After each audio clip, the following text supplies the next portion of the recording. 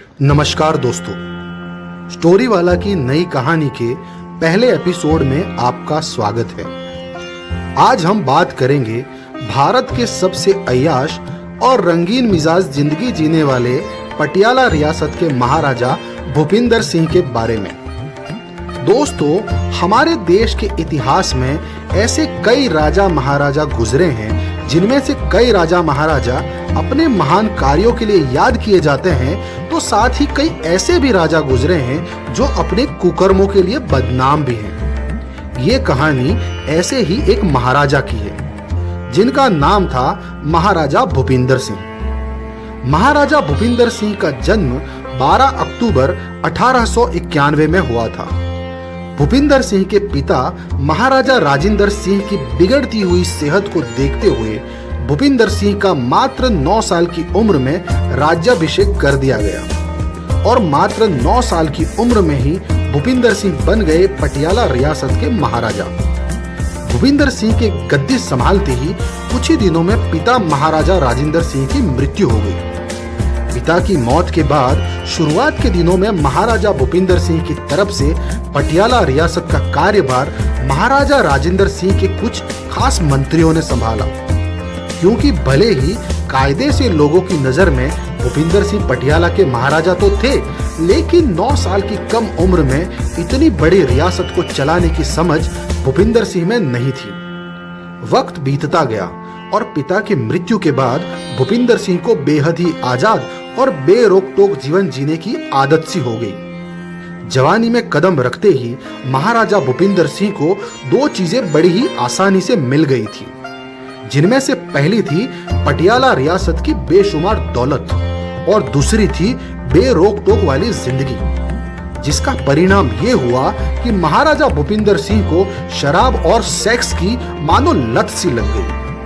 कहा जाता है कि उन दिनों पटियाला की रियासतों की गिनती भारत की सबसे अमीर रियासतों में होती थी। 18 साल की उम्र में पटियाला रियासत का कार्यभार संभालते ही महाराजा भूपिंदर सिंह ने मानो सेक्स को ही अपना धर्म मान लिया था। सबसे पहले भूपिंदर सिंह ने अपने लिए एक आलीशान महल बनवाया, जिसका नाम रखा लीला भवन। उस दौर में करोड़ों रुपए खर्च करके बनाए गए लीला भवन में महाराजा भूपिंदर सिंह के लिए सबसे बड़ा एक आलीशान कमरा भी था। उस कमरे का नाम था प्रेम मंदिर। कहा जाता है कि प्रेम मंदिर नाम के उस कमरे में महाराजा भूपिंदर सिंह की इजाजत के बिना किसी को भी प्रवेश की अनुमति नहीं थी। प्रेम मंदिर के बारे में इतिहास के पन्नों पर तरह तरह की बातें दर्ज हैं, जैसे कि प्रेम मंदिर नाम के उस कमरे की दीवारों पर काम वासना में डूबे हुए महिलाओं और पुरुषों के नग्न चित्रों की भरमार थी। इस कमरे में महाराजा के भोग विलास के लिए एक बहुत बड़ा स्विमिंग पूल भी बनाया गया था। कहा जाता है कि ये स्विमिंग पूल इतना बड़ा था कि उस पूल में तकरीबन 200 से भी ज्यादा लोग एक साथ तैराकी का आनंद ले सकते थे।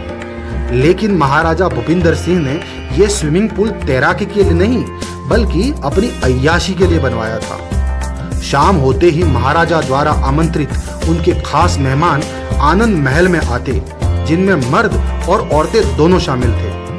और सबसे खास बात यह थी कि इस प्रेम मंदिर नाम के आलीशान कक्ष में बिना कपड़ों के यानी नग्न अवस्था में प्रवेश करना होता था और वासना का नंगा नाच प्रेम महल में खुले आम चलता था।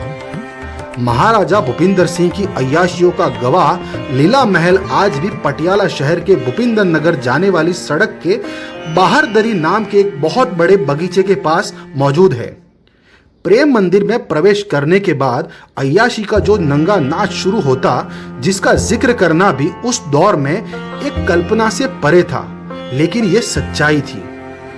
महाराजा भूपिंदर सिंह की सेक्स को लेकर जो सोच थी वो बड़ी ही अजीबोगरीब थी। महाराजा के लिए एक स्त्री से संभोग की परिकल्पना जैसे एक कोरा मजाक थी। शायद यही वजह रही होगी, इसीलिए महाराजा भूपिंदर सिंह ने 1, 2 या 3 नहीं बल्कि 10 महिलाओं से विवाह किया था। इन 10 विवाहित रानियों के अलावा महाराजा की कुल 365 ऐसी महिलाओं से संबंध था जो अविवाहित होते हुए भी उन्हें पटियाला रियासत की रानियों जैसा सम्मान प्राप्त था और ऐसा भी नहीं था कि महाराजा इन रानियों की फौज को सिर्फ अपनी अय्याशी का साधन मानते थे, बल्कि समय समय पर सारी महारानियों के स्वास्थ्य की जांच के लिए डॉक्टरों का एक पूरा जत्था विदेश से बुलाया जाता था। महाराजा ने इस बात का पूरा ख्याल रखा कि उनकी अविवाहित रानियां उनसे कोई औलाद पैदा ना हो, लेकिन महाराजा की 10 विवाहित रानियों में से महाराजाओं को 80 से भी ज्यादा बच्चों का सुख प्राप्त हुआ, लेकिन उनमें से कुल 52 बच्चे ही जीवित रह पाए। प्रेम मंदिर की रंग रैलियों के अलावा महाराजा भूपेंद्र सिंह का अपनी 365 रानियों के साथ वक्त गुजारने का भी बड़ा ही निराला तरीका था। कहा जाता है कि लीला महल की मुंडेरों पर शाम होते ही पूरे 365 लालटेन जलाकर टांग दी जाती थी। हर लालटेन पर एक रानी का नाम लिखा होता। जिस लालटेन की रोशनी पहले बुझ जाती, उस रानी के साथ महाराजा रात गुजारते। अय्याशी के अलावा महाराजा भूपिंदर और भी कई कारनामों के लिए जाने जाते थे। महाराजा का शाही खजाना लबालब भरा हुआ था, इसीलिए महाराजा खर्च करने में भी कभी पीछे मुड़कर नहीं देखते थे।